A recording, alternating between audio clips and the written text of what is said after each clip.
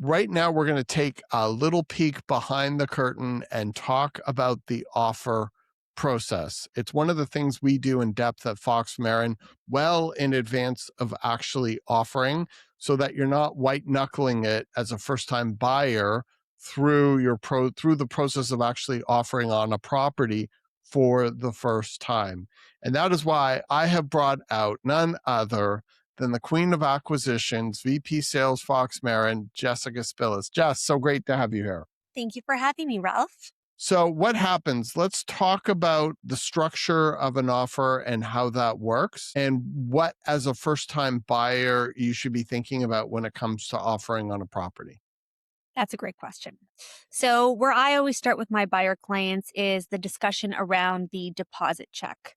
And it's very important to differentiate that the deposit is separate from your down payment, but forms part of that down payment in total. So the reason why we start there is you have to, in most cases, deliver a deposit for a minimum of 5% of the purchase price made out to the listing brokerage within 24 hours of acceptance. The problem that we run into most often is when clients have these funds tied up in a registered savings account, like an RRSP, and they need 3 to 4 business days to withdraw those funds. In those 3 to 4 business days, a lot can happen. And so as a very first step, a prudent buyer would want to ensure that at least 5% of the purchase price is liquid and available and ready to be withdrawn at a moment's notice. And we'll Now, circle this later. comes up all the time, especially for a lot of our millennial first-time buyer clients who bank at Tangerine Bank or other nonsense banks,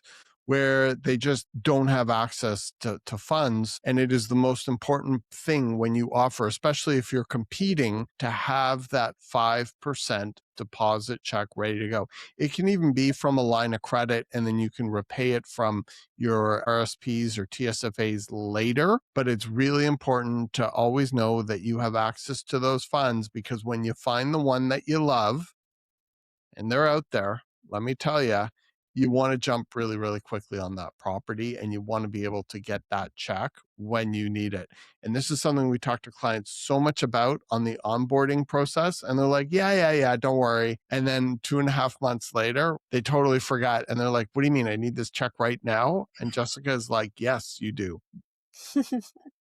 Exactly. And just a note for our viewers is the check needs to be made out to the listing brokerage, which will vary depending on the property that you offer on. So you can't go to the bank and get a check and keep it in your underwear drawer until it's ready. It is very much specific to the property that you're offering on. Now, if you offer on a property and you agree to terms and you have an accepted offer, then when you waive those conditions, if it's conditional, then that offer becomes firm. If you don't waive those conditions, like you have a condition of financing or condition of inspection, and for whatever reason you don't go firm, you don't waive those conditions, then you will get the deposit back. If you waive those conditions and you go firm on the property, then it becomes a little more of an issue. If for some reason you don't close, then those funds get held in a trust account, in a real estate trust account, and are only released if a mutual release is signed and or by court order. So it's one of the things to show that there's good faith that you're going to close on a property by putting that deposit down. And that's why it is so important. Yes. And that is your skin in the game. That is your collateral. That is Yep. what you have to lose if you don't close on the property and deliver on your financial covenant. So aside from deposits, once that is all set up and in order, you really want to carefully, with your designated real estate broker or salesperson, review the paperwork. I cannot stress the importance of having good, clean paperwork, free of errors, free of missing signatures. And I think what the general public really misses is how important it is to have somebody representing you that is a consummate professional and has attention to detail, because those little mistakes actually speak volumes when the seller is reviewing those offers, because they don't ever have an opportunity to meet most of the buyers in person before they're making these decisions. So especially in the instance of multiple offers, having a paperwork that is organized and clear and concise imbues a lot of confidence in a seller that those buyers understand the covenant they're about to make. We were Conversely, we were once selling a condo, and one of the things a lot of consumers or first time buyers don't know, and agents apparently, is when you submit an offer, there's a different form for freehold as there is for condos. And we were selling a condo and we got freehold offer forms on it. no, And it it was happens all just, the time. yeah. And you're talking to your sellers and they're like, do these people even know what they're doing? Are they Yeah, serious? Is this a joke? it's frightening. Don't be those people. Yes. So always double checking that paperwork, both from a correction standpoint and just to make sure that you understand everything that you are signing and that everything is crystal clear, because you will not have an opportunity in most cases to amend the details of an agreement of purchase and sale once all parties come to a firm agreement. So really, really important that you raise any questions or concerns at the time the offer is being written and not after. Another really important point of contention that I see amongst buyers and sellers all the time is chattels and fixtures included and excluded in the sale.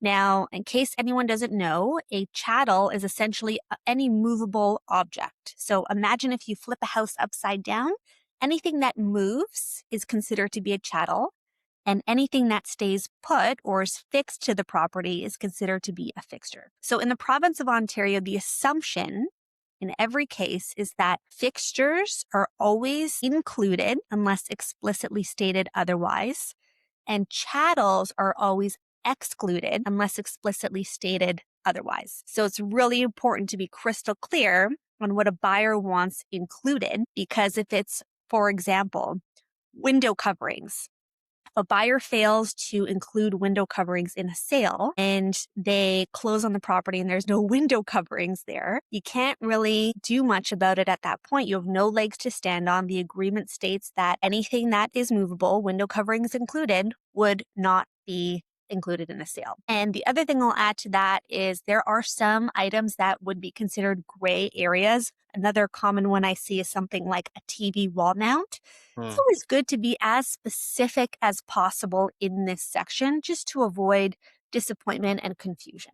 Awesome. I think that's all really helpful. Know thy paperwork. Very Yes, good tip right there. Jess, can you talk about conditions? Typically, the ones that we see the most are financing, inspection in homes, in low rise homes, and then status certificate in condos. Can you walk us through those, why they're important, and why, if you're not including it, you should really have good reasons why not to? definitely. So there are three main conditions, to your point, that a buyer would consider. And that is there and put in place to protect a buyer. But just know that with every added condition, in some instances, it might harm your chances of success. So it's really difficult to sort of get that nice balance. And everything is on a case by case basis. So let's talk about the first most common, being financing. I think a lot of people don't realize that the pre-approval that you get from your bank or your mortgage broker is actually different than a mortgage commitment that will only be given to you once you have a signed agreement of purchase and sale. And so what happens is once you have an accepted offer, you'll send those documents to your lender and they will do their own appraisal on the property. And this is critical because if the lender deems the property to be worth less than what you as a purchaser paid, you may be on the hook for the differential.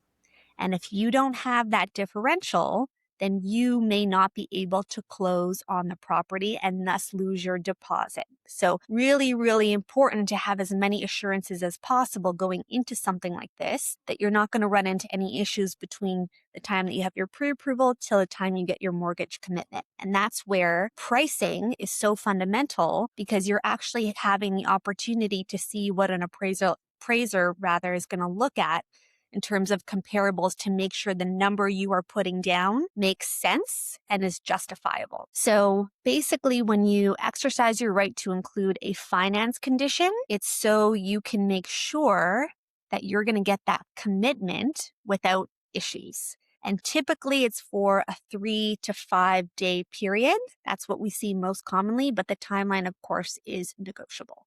So, Jess, when would you offer and not put a financing condition in? That's a great question. So we typically work very closely with our clients' mortgage brokers or banks so that we are a unified team and we are getting the green light from them if we do decide to put ourselves in a position where we would forego a financing clause. In those instances, clients are almost always putting more than 20% down because banks tend to be a little bit less nitpicky if you have a higher strong deposit. And again, if we have a in-depth supported pricing analysis that determines value that makes sense and the buyer's operating within that range, and the mortgage broker or mortgage professional at a bank is brought in and agrees with that, they are then able to determine if that individual purchaser has a lower risk of running into any issues on the financing end. Conversely, if they're like, this person is super high risk, they're only putting 5% down, you do not want to mess around with the No, financing. no. So it's always better to be safe than sorry. Don't mess with the CMHC. Yeah. Let me tell you. Inspection condition. Oh, so when it comes to home inspections, there are two different ways that you can go about this. Some buyers will have a preemptive inspection done before they offer. Some buyers will look at a seller's pre-listing home inspection and be satisfied with its contents. And some individuals will choose to have their own inspection done on a condition. So typically this will buy you about 5 to 10 days to send in your own inspector, which you, of course, will pay for.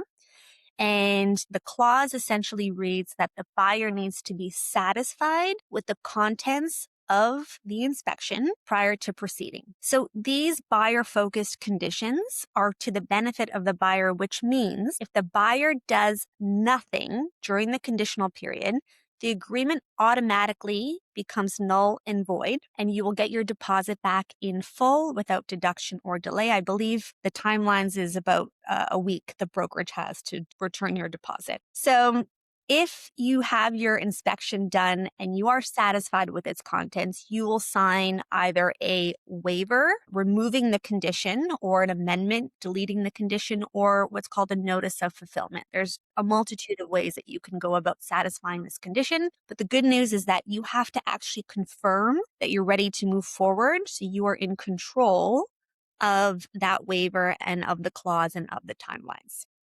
Most people will focus on home inspection conditions for freehold properties over condos. And I'm sure once we get on the topic of status certificates, I will explain why. Okay. So let's talk about status certificates. Mhm. So some people might be asking themselves, what the heck is a status certificate? And essentially what it is specific to condominiums in the province of Ontario, and it is a financial snapshot of how that condo corporation has performed to date. So the main differentiating factor between purchasing a freehold property and purchasing a condo is that much like investing in a business or a company, with condo ownership, you are investing in both the assets and the liabilities of the condo corporation.